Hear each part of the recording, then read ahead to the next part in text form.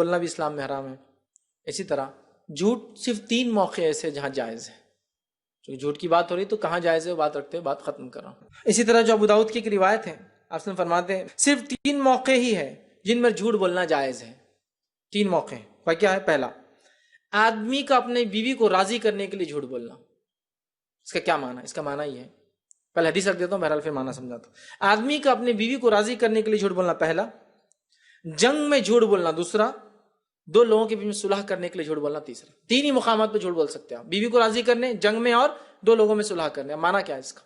بیوی کو راضی کرنے سے مراد علماء لکھتے ہیں بیوی بہت زیادہ ضدی ہو، اور اگر اس کی ضد کے بارے میں تھوڑا بہت بولنا دیا جائے کہ ٹھیک ہے میں کر دوں گا، تو وہ ضد کریں گی، رات بھی خراب کریں گی، بچوں کی تربیت خراب کریں گی، صبح بہت سارا نقصان کر دیں گی آپ کا، دن بھر کھانا بھی نہیں بنائیں گی. تو ایسا ہاں ٹھیک ہے کر لیں گے انشاءاللہ، ٹھیک ہے کر لیں گے انشاءاللہ بول رہا ہوں نا. نہیں میرے کو 10 تولے کا ہار ہونا ہی چاہیے سونے کا، ٹھیک ہے بھائی انشاءاللہ کر دیں گے نا. نہیں ابھی عید تک وعدہ کرو، ٹھیک ہے انشاءاللہ عید تک بول دیتا ہوں بس، ٹھیک. لیکن نہ آپ کے لیے پاسبل ہے، آپ بھی جانتے ہیں. لیکن کیا کریں گے؟ اگر نہیں کریں گے تو پورے 3 مہینے لڑتے رہیں گے آپ سے.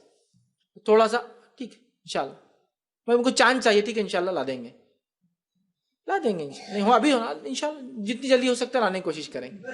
نہیں پاسبل نہیں ہے، لیکن آپ مجبور ہیں. بہت زیادہ بگاڑ آ سکتا ہے، تھوڑا جھوٹ بولا جا سکتا ہے. لیکن یہ جھوٹ جب وہ ضد کر رہی ہیں، نہیں تو آپ جا کے اپنا کچھ منوانا ہے تو بیگم 10 تولے گھر چاہیے کیا، چلو یہ کام کرو. اس لیے میں نے کہا بیوی کو منانے کے لیے، اپنا کام نکلوانے کے لیے نہیں ہے. 2 سائڈ والا معاملہ نہیں ہے، 1 سائڈ ہے. بیوی ضد کر رہی ہے، آپ بولے انشاءاللہ کر دوں گا بیگم بس ٹھیک ہے، یہ ہے مانا. آپ نہیں بول سکتے جھوٹ، اس کو منانے کے لیے آپ کہہ رہے ہیں کہ ٹھیک ہے کر دوں. ایک دوسرا، جنگ کی حالت میں جھوٹ بول سکتے. جنگ میں آپ گرفتار ہو گئے، دشمن آپ سے پوچھتا کتنے لوگ ہیں، تو آپ کیا صحیح بتائیں گے کتنے لوگ ہیں؟ نہیں، جھوٹ بولیں گے آپ. کہ تو جنگ یہ چال ہے، اور چال میں سچائی نہیں بولی جاتی. نبی اکرم صلی اللہ علیہ وسلم حکم دیتے کہ فجر کے بعد ہم مشرق میں جائیں گے، مطلب فوج مشرق کی طرف سے نکلیں گی. فجر کی نماز پڑھ کے آپ مغرب کی طرف جاتے. کیا بولتے آپ رات میں لوگوں کو؟ عام صبح فجر کے بعد ایسٹ جائیں گے بہرحال، اور صبح کیا کرتے پھر اٹھ کر نماز کے ویسٹ کی طرف چلے جاتے، تاکہ رات میں جو منافقین نے سنا تھا فجر میں منافق نہیں آتے تھے نا، ان کے لیے باہر رہتا تھا. وہ رہتے تھے خبر پہنچا دی مکے والوں کو یہ جا رہے ہیں ایسٹ میں، اور آپ سب اٹھ کے ویسٹ میں نکلتے تھے. سمجھے آپ؟ تو جنگ دھوکہ ہے. آپ کو کسی نے پکڑ لیا اور وہ بول رہا ہے کہ کتنے لوگ ہیں، اگر لگتا ہے کم بولنے سے فائدہ ہے، آپ بولیں گے کم لوگ ہیں، تاکہ وہ دھوکے میں مسلمانوں کے ٹریپ میں پھنس جائے.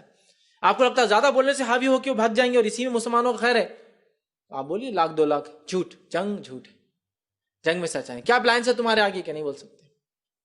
یہاں جھوٹ جائز ہے. اور تیسرا مقام کا